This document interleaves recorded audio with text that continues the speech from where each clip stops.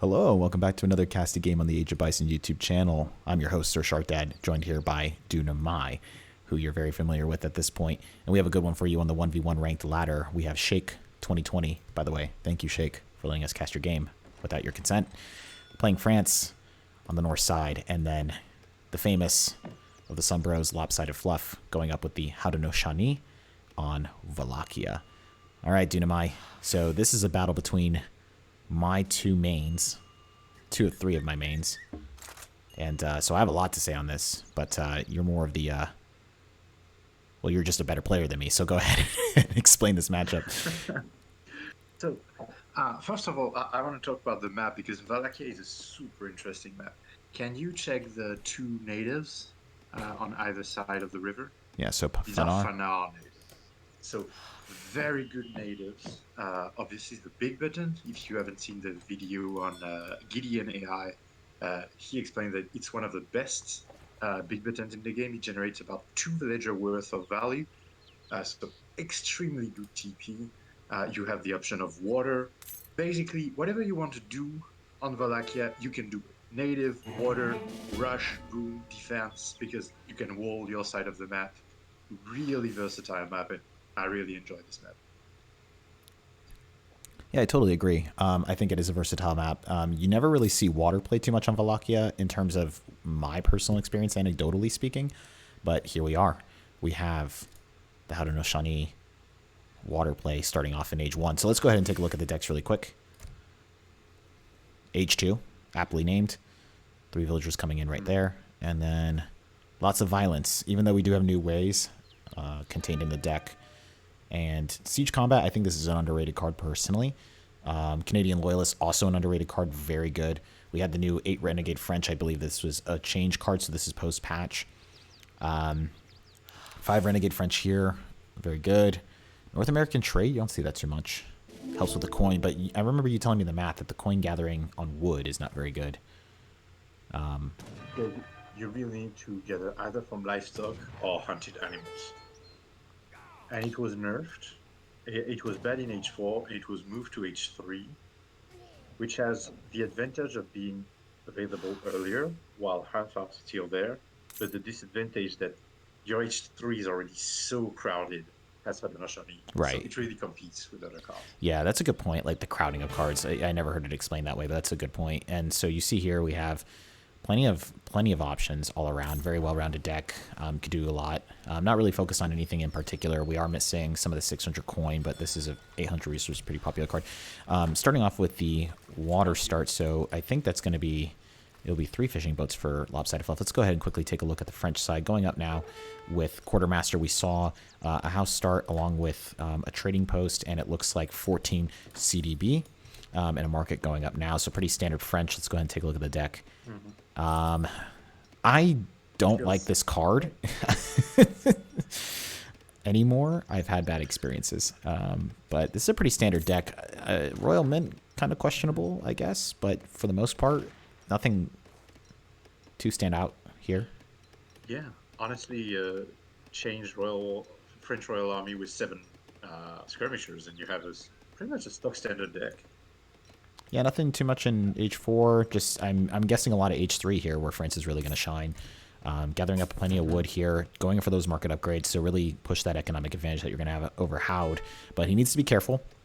Nothing really defensive in this deck, except for the 8 crossbowmen, really, and even then, kind of difficult, because immediately we see here, look at Greedy Boy. H2 coming in really quick, Messenger, War Hut going down. Oh my gosh, and look at that. Plenty of wood here going in, and even more. So I love this play. 5 villagers coming in. So just, you would think, oh, I want to get my unit shipment, typically the 4 Kanya. Double down on the economic shipment, get ahead, really get the resources coming in, and then you can really mass, honestly. Look how early that War Hut's coming in. So aggressive. Yeah, at 4:30, Lopsided has 25 villagers. It's insane. Like, let that sink in. Yeah. Yeah, exactly. Now, Also about what you said about the matchups, because I never answered your first question. I think you're better suited than me for the matchup. I would say very quickly before the action starts, I guess Haudenosaunee is favored early on, but French late game is like really strong, and I think stronger than Hearts. Little poking and prodding. France is a little bit difficult to push over, though. CDB are pretty tough. And then, 19. So 4 CDB coming in, so 19 there compared to Lopsided Fluff's 27. So it's not as bad of a comparison as you would think. But we are getting some Aena out and the Tomahawk out. And the Aena have been changed, and they are pretty nasty lately. So I'm guessing he did, and we missed it. I'm guessing he went big button Tomahawk. And then got a massive 4 Aena. Let's see what Shake is going to be doing here to respond. Some Musketeers coming out. Interesting.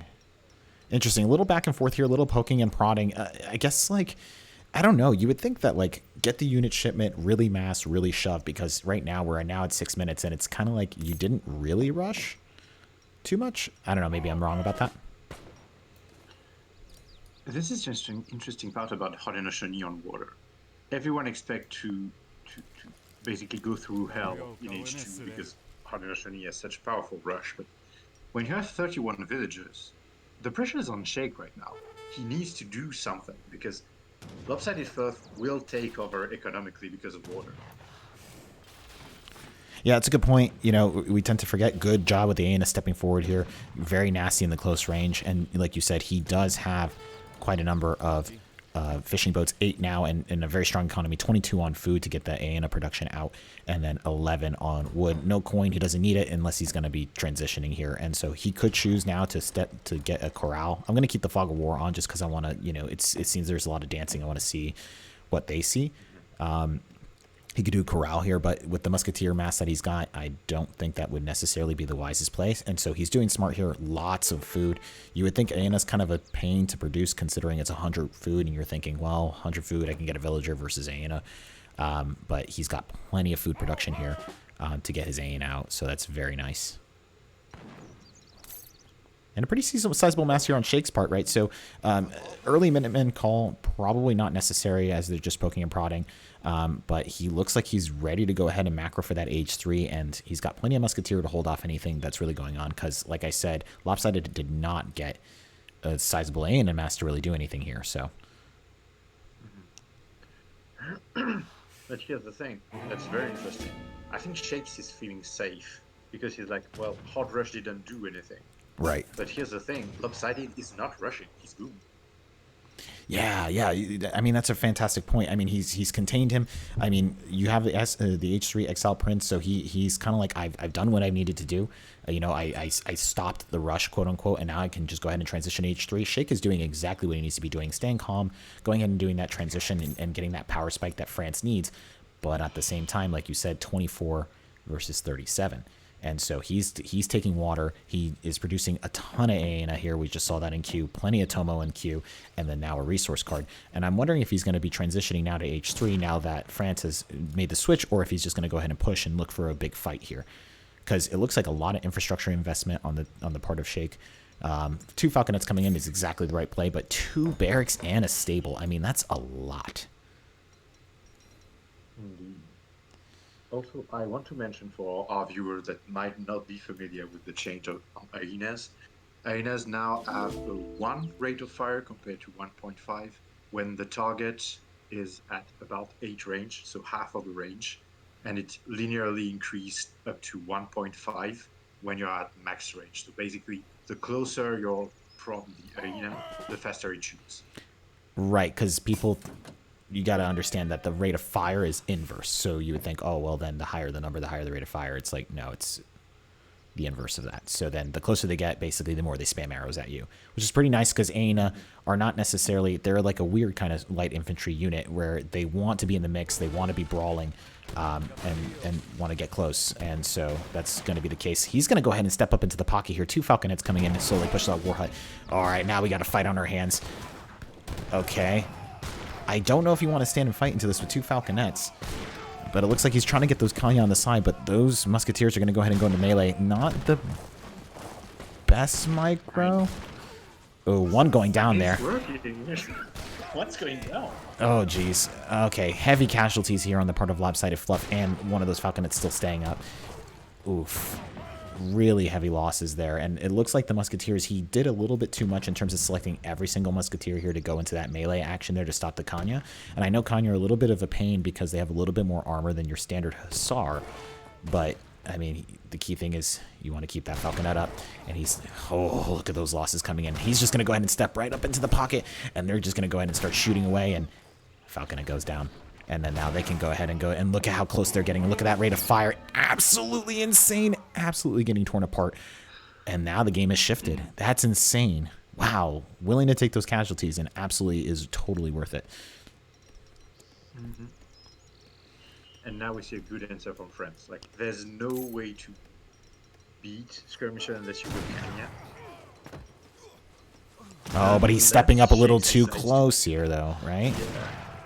Exactly, that's what I was about to say. Like, maybe you should kite with the skirms and let, you know, the musketeers be there just in case, like, some Kanya pop up, like, you know, an unseen coral or something. Yeah, I'm wondering. Well, we're now 47 to 28, 13 idle there. We'll take a look in a second and look an answer right there. Corral and a Warhawk going down. And I mean, he's really just focused on going ahead and trying to take this out, but he's just going to keep, look out, 30 on food. And of course, naturally, 16 of them being fishing boats. I mean, that's an insane food economy. Some now Kusa coming in. But he's going to go ahead and fall back. I mean, tons of damage now, but he needs to pull these back. These Kusa are going to absolutely tear apart those Aina. They have no response. But like you said, I mean, you'd want to kite with your skirmishers, but it looks like the Musketeers, he's kind of saying, well, I got vet tech. I can just go ahead and force the fight. Mm-hmm. And I think your point is very interesting. He's thinking that because maybe he's thinking old Ainas, where you could do that all day. But I'm not sure if you can do that with the new Aina that really have a much higher DPS when you just, you know, go in. Right. Right. Yeah, like right when they stepped up there, I mean, he's just giving the advantage to them. I mean, however, granted, what is that? 12 range into their 16 range, right? So they do have to step up a little bit closer, right? I guess I kind of underestimated the Aina range there. And he does not have the mass to push this. It looks like the Cuirassier are going to try to get on top of here, and they are going to do... Look at that damage coming out, just the two of them. 3 more coming in now. And pound for pound, they will beat anything here on the field, but he does not have a lot of them. I'm wondering here. Let's take a look. Swings coming in. One of them going down. Oh, this is just a blow for blow. I'm just so intensely watching, seeing if he can get these Kanya to come out. Now, I mean, I wonder what the resource exchange here is, right? So, for Kanya, I don't exactly remember how much. What is it, like 100 food and a 70 wood. Yeah, 100 food, 70 wood. So, and then versus, so almost half the cost of the Kusa. He loses all those. Now, Dragoon's setting here. I'm not sure. Well, I mean, that is a good play considering 3 more Kanya, but he can't really use them because these Dragoons are here. But even more Aina just going to keep coming out. Just keep pestering. These Dragoons are absolutely going to get torn apart. Oh, this is so frustrating. I mean, he does not have a lot of units to sustain this push, and you tend to get a little too frustrated, I think, as you just continue. And now these units are just getting wasted here. But even more Musketeers coming out. He's got 32 CDB versus 56. Oh my goodness! Like you said, he is booming. You don't expect the boom. You really don't. And still H2 with a 3K score lead on Shake's part. And the fun thing is, like, Shake must be like, why is it so hard? Like, I just crushed Exactly, the rush. yes. Why is it just not dying? Right, exactly. Because it's not a rush. It's not a rush. He's got the resource maintenance here. He's kind of poking and prodding, see if he can get after the economy. It's going to be a little bit more difficult here. Now, Wallachia does have a lot of hunts here in the back, and we saw a little bit on Shake's part that he was used to see. Look at that. But at a certain point, you're going to have to try to control these side lanes. And it's going to be a little bit more difficult for France because Hao just has a little bit of a built-in map control considering the War Hut. Mm-hmm. And really, one of the other interesting part is, in Wallachia, something that's super underrated is just send your Explorer to convert the TP. Get this line of sight on the left. Yes. Make sure you can see potential raids and maybe potential villager location on mining coin. Really important. Yeah, he did lose. Oh, look at that. The Kanya getting on top of the CDB, and they only have range resistance, so this is going to be huge. And he doesn't really have a response. He does have crossbow now coming in, and he does have the musketeers, and they would be good in melee, but not enough dragoon to really make a difference. And look at these Aena going to step up again. It is frustrating. At H3 to H2, he probably needs an artillery foundry, I would say. He probably needs a little bit more artillery, because artillery en masse, you know, every native kind of struggles into that. Mm-hmm. You're absolutely right. I think artillery would be the play. Kenya can be intimidating because they have a multiplier against it, but with don't walk past these vills. Shakes has it. Oh, I think he doesn't see them. Massive, massive. You know what's funny is that I've been realizing in my games lately, just absolutely sacrificing those Kanya up against the teeth of these musketeers. Very good to put him in melee, but he needs to get him out because now those Aena once again stepping up. What I found is that light infantry with hand cavalry has kind of been the name of the game lately, which is very interesting. But ever since these past two changes, it's been pretty interesting to see that being the combination. And look at that. Wow. Just forcing. I feel like that was less of a compositional mistake and more of a micro mistake. I don't know what you think. On whose part? I would say Shake. I mean, putting every single musketeer into melee. Yeah. I think a cover mode is a good idea, but what are you exactly achieving by putting them in cover mode? Because I don't think the skirmishers have more DPS than the Aena right now. He has buffed them so hard. Yeah, look at that. Like, I think it's 18 for skirmishers, and like Shake sent something. 18 at 3 versus 15 at 1.5. Mm-hmm. We're talking almost double the damage. Wow. All the way now. Absolutely insane. Now dancing 62 vills up against 38. So even with the CDB bonus, he's still behind by about close to 20. Now, of course, a lot of that is going to be these fishing boats, but he still has plenty of fish left in this small lake on the side. And for Shake's part, and like I said, he does need that artillery foundry. He is kind of struggling into this. It's going to be frustrating. And as a player, you're like, I just want to finish this so badly. And you find yourself unable. And still doubling down on the musketeer. I wonder if he sent, and he has not sent French Royal Army. Interesting. However, we see there's falconets now being trained. Yeah, he does need... Shake recognizing what you said earlier. Like, I need falconets against this comp. I would say you need probably 10 of them. If we can get a fourth, that would be good. He needs to be macroed for that, but he's going to go ahead and settle for 3 here. I would just keep massing them. But again, look at that. Kanya with Aena. So hand cav with light infantry. This seems to be kind of where the meta has been settled around at lately. Just in my personal experience, I don't know what you've seen, Dunamai. It's a very interesting combination where you have your hand cavalry do kind of like the job of protecting dragoons, and then you can split them into control groups where you can then counter the artillery. And look at this, right, getting onto the flank. Oh, no. Oh, beautiful. Beautiful by Lopsided. Can he get... Oh, good switch on the musketeer, but again, he is doing... See, what I'm saying is that he switches all of them when he needs that firepower to be helping out. And these Aena just, once again, going to step into the pocket and absolutely take down one of those falconets. And he is just going to walk super close, even getting into melee range with some of these. And look at that, just the Kanya just going to continue to circle around these guys with all their armor, 30% range resistance. And that's it. Look at, I mean, that's a clean wipe. And I mean, all Lopsided Fluff had to do, just walk that around. And stepping up. Look at that. And that's done. That's done. And now a score lead. 3K score lead in H2. And I don't think Shakes has anything to really respond to this with. I mean, again, more musketeers. It's a whole light infantry composition here. I mean, I know you want to protect. I'm sorry to interrupt you. And You're here's fine. the thing, he's running out of steam. He has no shipment of military units left except the three Hussar, and you don't want to send it at 19 minutes. All he has left is the greedy shipments, but he just cannot afford to send them right now.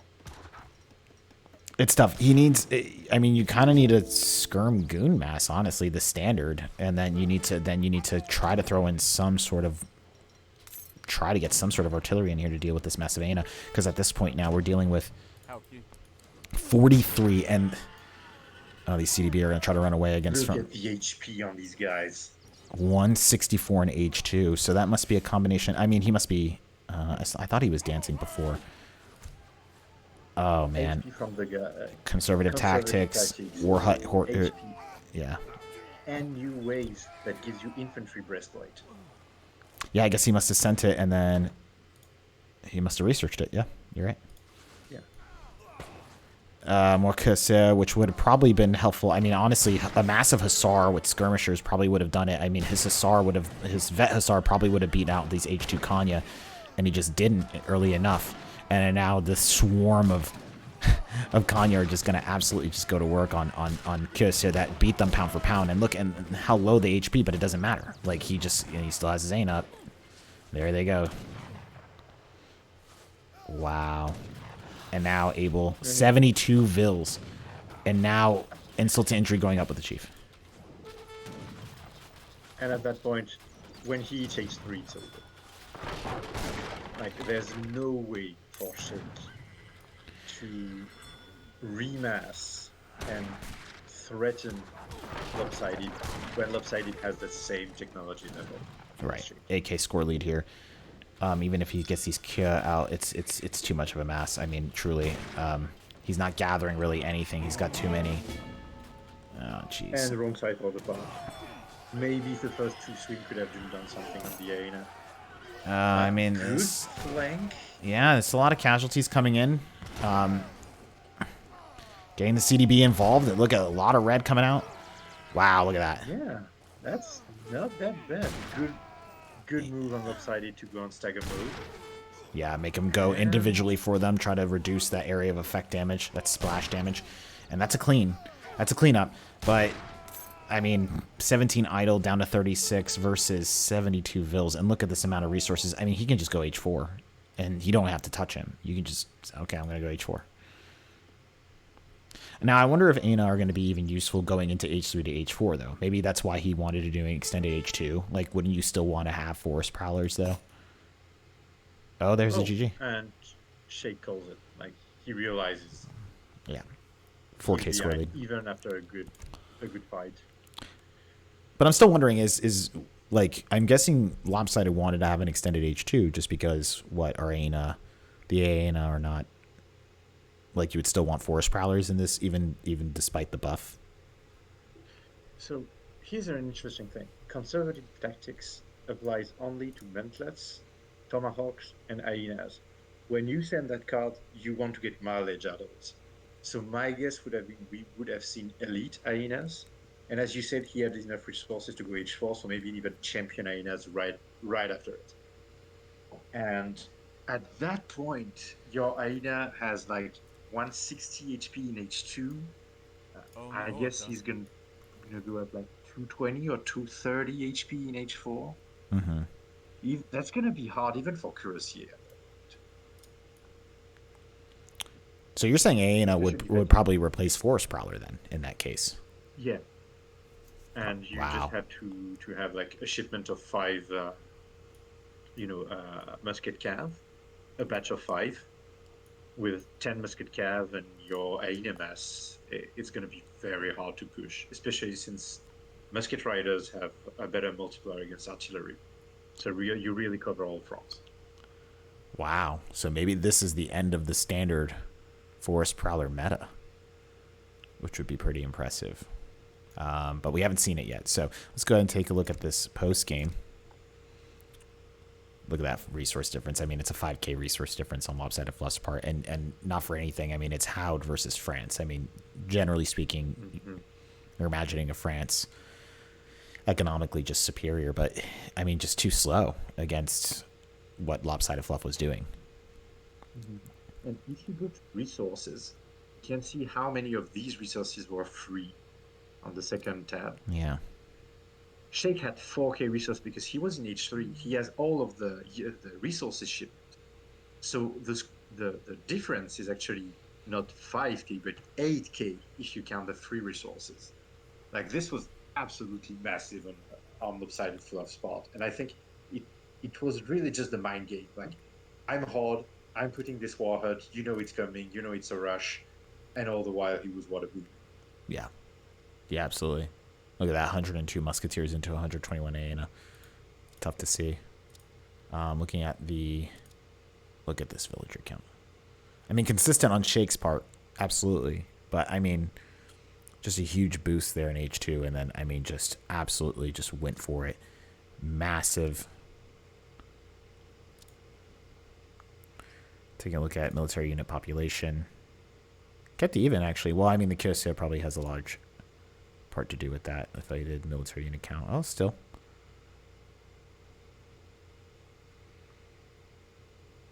Kept up. Also, keep in mind one thing, like if we're talking late game, one of the advantage of Lopsided strategy, he hasn't even touched his coin mines yet. Right. He doesn't need to. And Shake is out, like pretty much out. If we look at the map, he needs to go on the west side of the map, would be my guess.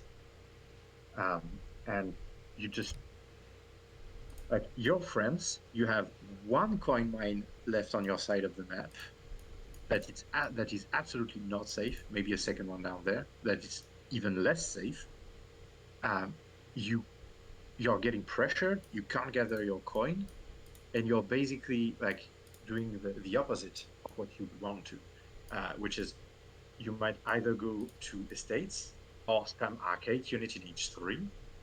So you basically waste your H3, while Lopsided Fluff is getting to H4 and like deploying all of these coin costing units that you don't want to see, the light cannon, the musket rider, and all of these units, and even all of the upgrades.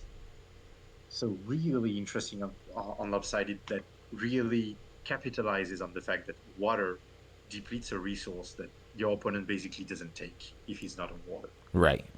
No, absolutely. I mean, everything about it was definitely a mind game. It was an economic game on Lopsided Fluff's part. He was willing to extend out, and trusting that, if he could really kind of force it in H2 while maintaining a massive economic resource edge against a Civ that takes a while to get going. So you're still maintaining the pressure, but you're not doing an all-in rush that leaves you exposed. It's a very intelligent strategy. It's a very intelligent macro strategy for sure. And I think that was demonstrated here of just a very strong understanding of the game. But not for anything, I think Shake played well. I think he definitely had some good ideas. He was doing exactly what he needed to be doing in the time that he did. But just again, it just certain macro decisions were just not present in terms of knowing exactly and anticipating what your opponent's going to do. And it's tough. Lopsided Fluff's a great player. So yeah, kudos to both of these guys for playing their hearts out on the ladder and giving us a great game to cast over. Thank you so much, Shake. You're fantastic. Really great job. And good job to Lopsided Fluff as well, demonstrating the strength of the new Haudenosaunee. Thank you to everybody who was listening in to this casted game on the Age of Bison YouTube channel. We really appreciate it. Continue to grow by leaps and bounds. We've had some really great games casted previously, and I'm glad to be joined again, casting for you once more. So if you could please, if you like what we're doing here, leave a like, comment, help us with the traction, and go ahead and hit that subscribe button. Thank you so much, everyone, and we will see you in the next one.